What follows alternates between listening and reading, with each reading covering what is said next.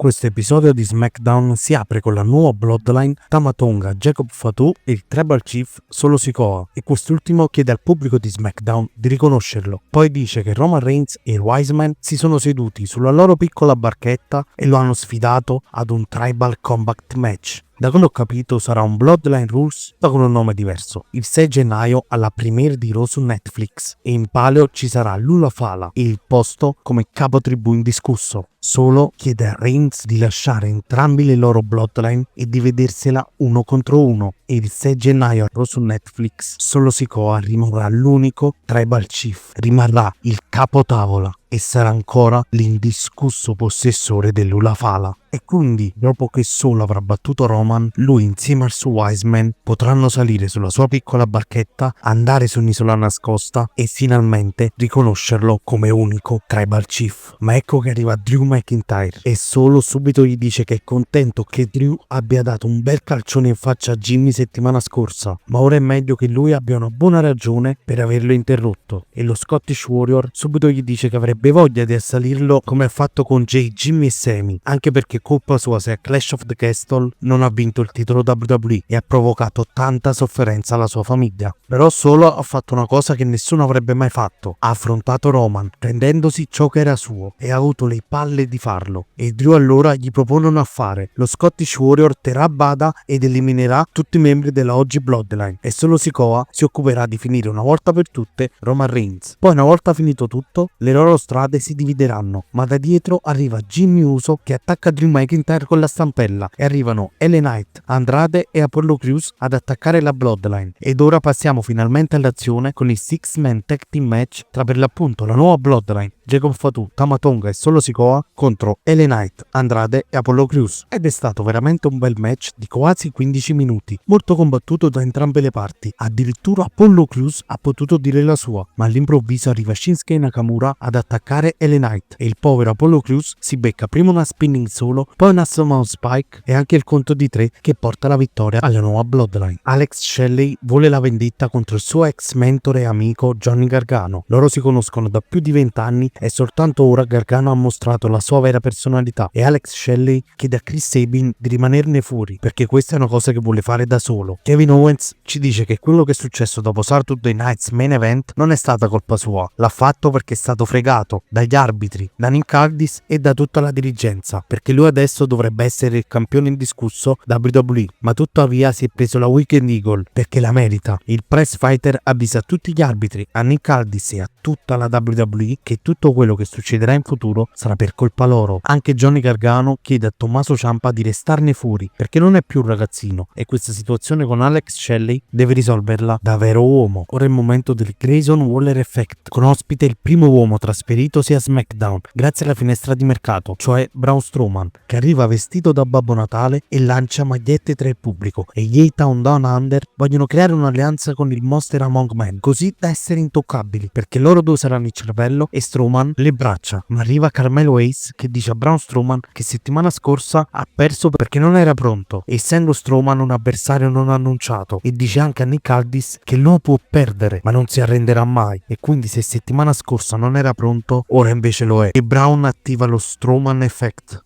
lanciando addosso ad Ace tutta la scenografia del Waller Effect. Ma ora andiamo appunto al match tra Carmelo Hayes e Braun Strowman. 4 minuti di match dove in parte Strowman ha dominato e in parte Ace è scappato, ma grazie all'astuzia di Carmelo Hayes e all'idiozia di Braun Strowman a vincere questo match per count out è proprio him, che è stato lanciato al conto di 9 sul ring. E 8, 9, count of 9, Hayes into the ring, count of 10, wait a minute, he did it! dopo il match Ace continua a scappare e Strowman lo insegue, e una volta arrivati nel backstage him colpisce il Monster Among Men alle spalle con una sedia. Ora è il momento del match tra Alex Shelley e Johnny Gargano. È stato un match normalissimo di 6-7 minuti dove all'improvviso è arrivato Ciampa a distrarre Alex Shelley e poi è arrivato anche Sabin a ristabilire l'ordine, ma Johnny Gargano vince grazie ad uno schienamento illegale tirando il costume di Shelley. Ora siamo arrivati al main event, il match valido per i titoli di coppia femminili tra le sfidanti Candice LeRae e la campionessa WWE Nia Jax e la campionessa acquisita Naomi e la campionessa vera Bianca Belair. Allora ragazzi, io in questo match